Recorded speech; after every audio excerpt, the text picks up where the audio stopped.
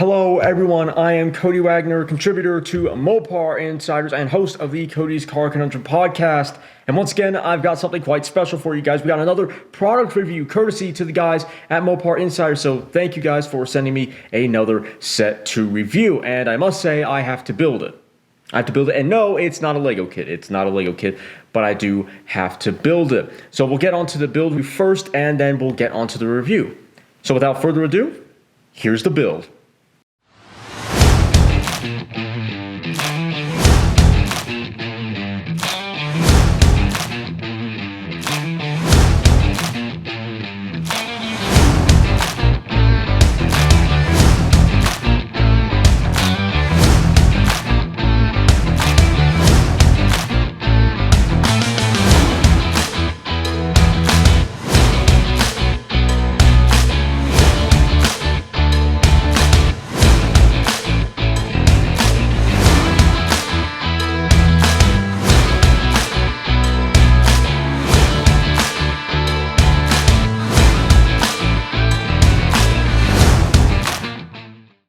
Did you enjoy the build? I sure hope you did. Now you might have actually seen me filing away at the, let me see if I can get it here, at the engine part right there. Yeah, well, the reason why, okay, good, it's still good. Okay, the reason why I was doing that, the reason why I was filing away, I was trying to sand it off, if you will, is because there were little notches at the side. And those notches were too big. They were bigger on one side than they were on the other. They weren't even. That was making it a real pain to try and shimmy that engine bay into the actual engine bay. That was making it a real pain, so I had to borrow a little sanding thing from my sister, actually. And I think I did that for about 30 minutes. I think I was trying to sand away at the engine bay, this, if you can see that, for 30 minutes. And I was actually going to give up on it. I thought, this is a lost cause, nothing's going to happen, this is not going in here. Unfortunately, I'm just going to leave it out. It's not going to work. So then I decided, okay, let's just build the rest of the car, and that's what I did. So we went through, we built, stuff like the inside of the door here, the inner door trim. And the funny part is I actually have that blue Build-A-Viper from Maisto. Okay, and this is, by the way, this is a Maisto kit. And I have their blue Build-A-Viper. And I should have remembered, but I forgot, that what it has you do in the instructions is it has you put these little door trim pieces on. I don't know if you can see that, but it has you put the little door trim pieces on after you put the wing mirrors on, because there's a little anchor point inside the actual door here. Inside the door, that you have to sort of maneuver. They have to maneuver the wing mirror onto. And this one's actually pretty loose. On this side, it's pretty loose, unfortunately. But yeah, so I forgot, so I had to take that off, which you might have seen in the build. But yeah, I had to take it off, put the wing mirror back on, and then put the door trim on top of this part, and then I was fine. Then it was working. So that was good. A little annoying, but it was my own fault. I should have remembered. I had another kit where I did the exact same thing. Although on the Viper, it was a lot harder. It was much, much harder than it was on this. So thank God it was easy on this. Thank God it was easy on the Challenger. I have to pray for my own soul because of how hard it was on the Viper. But yeah, it was good. It was easy on this one. Another hard part during the build were actually the seats, because they wanted you to bend the seats. And that wasn't hard, I just didn't want to break it. What was actually hard was mounting it onto the interior, onto the rest of the interior, because the way that Maisto puts their interiors, or has you attach the interior onto the Challenger or my Viper even, is they treat these cars like they're body on frame, not unibody, body on frame. So you have the chassis, and then you have the interior all the way to the rear seats, except for the Viper, where it's basically the rear cargo space. And you attach that via two poles, for lack of a better word, onto the chassis. And so the seats have their own cutout on that part of the chassis where this rear seats and everything else, where that attaches onto the actual onto the platform. you have the floor, and then you have the actual platform. So you attach the floor onto the platform, and there you go. So you have to attach the seat onto the floor because it has its own cutout. And if you're not careful, you won't notice that there's actually on the front part of the seat where your legs would be. There's a little notch that you have to push into the hole, and they're different. They're actually different per seat, and so is the hole. One is a little bit wider on one side, and one's a little bit narrower on the other. So you got to be careful of that. Because I was trying to be clever. I was thinking, okay, when I'm buckling in, where is that? Wherever that is, that's where the seat's going to go in, and I am almost certain that it's actually backwards on this model. Sorry, that's too far. On this model, I'm almost certain of it. So that was a little bit funny. Oh wait, no, it's correct. Okay. I had a brain fart while I was building, and I forgot. But yeah, so that was okay once I figured out. Oh wait, I'm doing it wrong, and I checked the instructions again. The wheels, they weren't too bad. Doing this because you got to take this off, and it's actually pretty weak on this model. That's its own part. For some reason, it's the same thing on the front actually. Although the front it's more well made, as in it actually sticks onto the model properly. The back one over here just kept falling off before I got the platform, to continue that line of reasoning, before I actually got the platform onto chassis onto the rest of the body. Oh, also, fun fact, the real Viper is actually body on frame, so when you're building it, that's actually true. But anyway, small little Viper factoid aside, I don't necessarily mind building models. I don't mind building this, for example. I do mind the way that Maisto does it though, because the hood part where the engine is, that piece of plastic was easy. Oh right, it sticks up. This part right in here was the worst part of this entire model, because I'm pretty sure it says on the box. Do I even have the box near me? I don't have the box near me. Hopefully it says so in the instructions.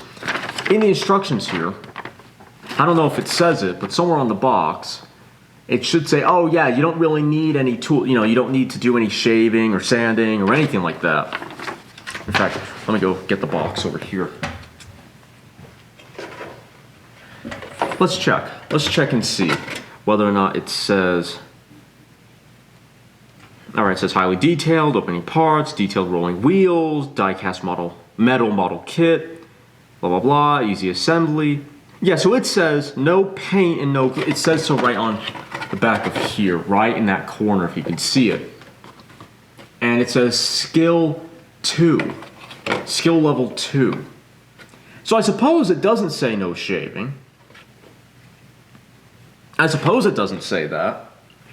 But, well, the mess, Maisto, I shouldn't have had to shave for half an hour to get that hood decal, which by the way is also on this one that I've had for ages, although the hood doesn't actually stick up. This one I didn't build. This one I got when I was like 6 or something. But yeah, that one, it shouldn't have taken half an hour. It shouldn't have taken half an hour to try and get that to work, and I shouldn't have had to sand it, shave it down, however you want to say it. It wasn't that it was tedious or anything like that. It was really difficult to get that part in the actual engine bay. So if I had to make a suggestion to Maisto, I would say don't have the anchor points on the sides. Please try and, I don't know.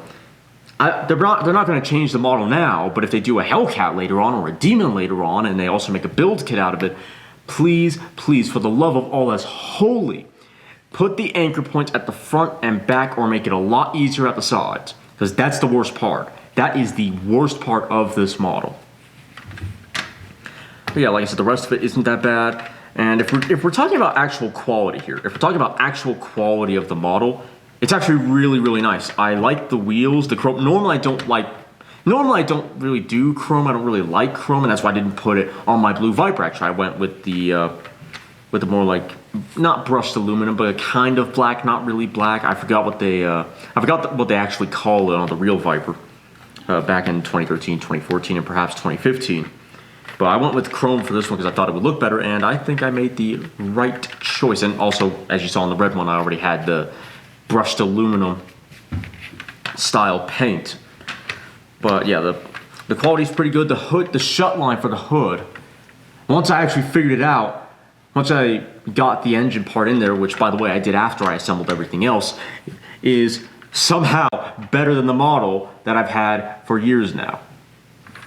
Honest to God, I don't know how, but it's better on this one than it is on this one.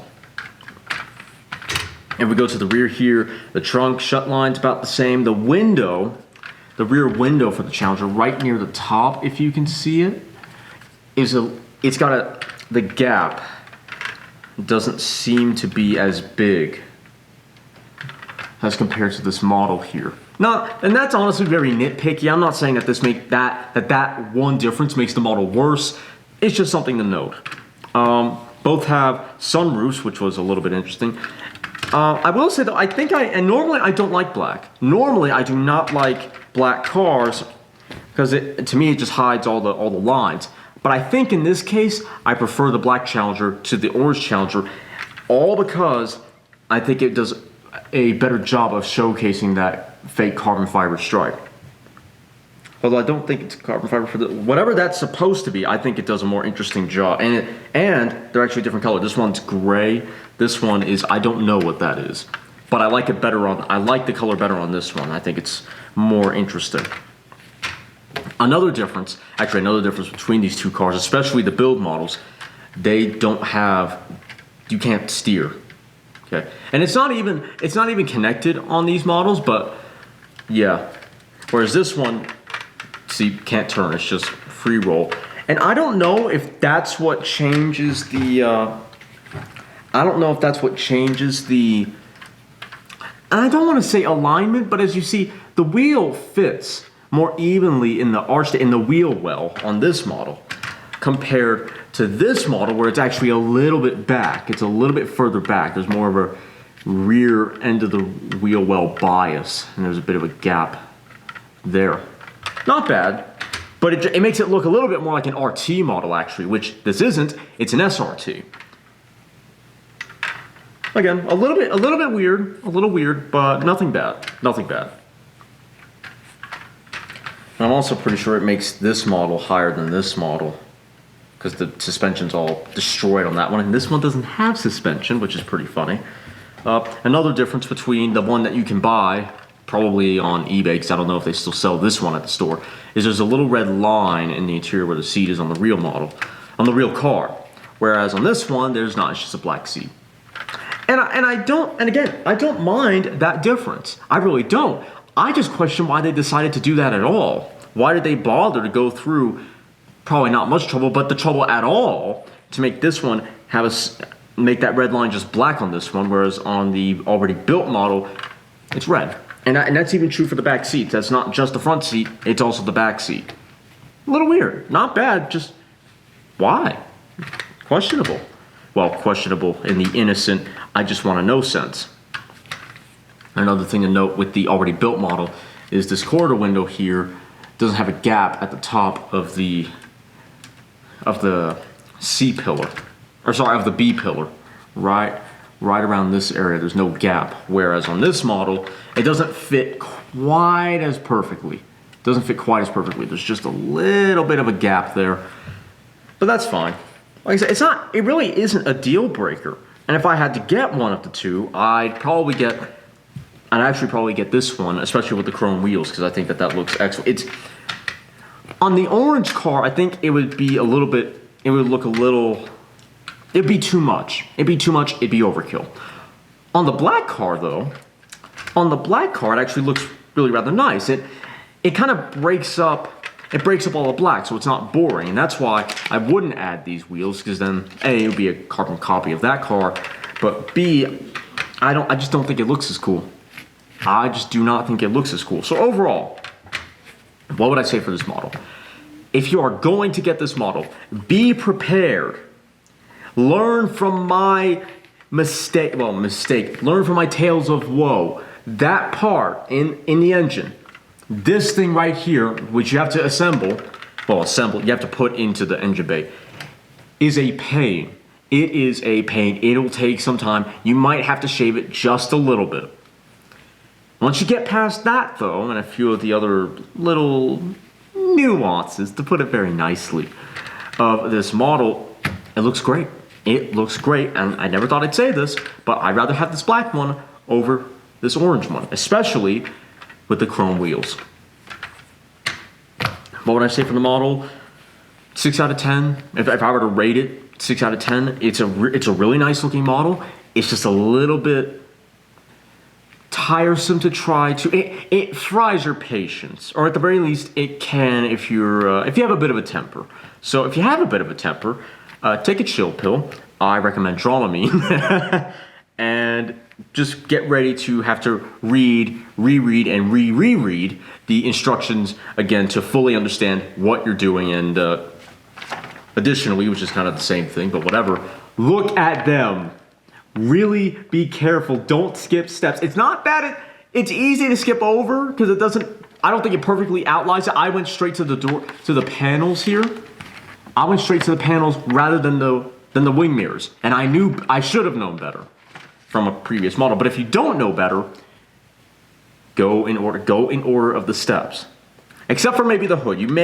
Don't get this far where you get the whole chassis on. Maybe get the doors and the interior and that sort of stuff on before you get to that, because that, again, that's time consuming. But overall, it was fun after I got past.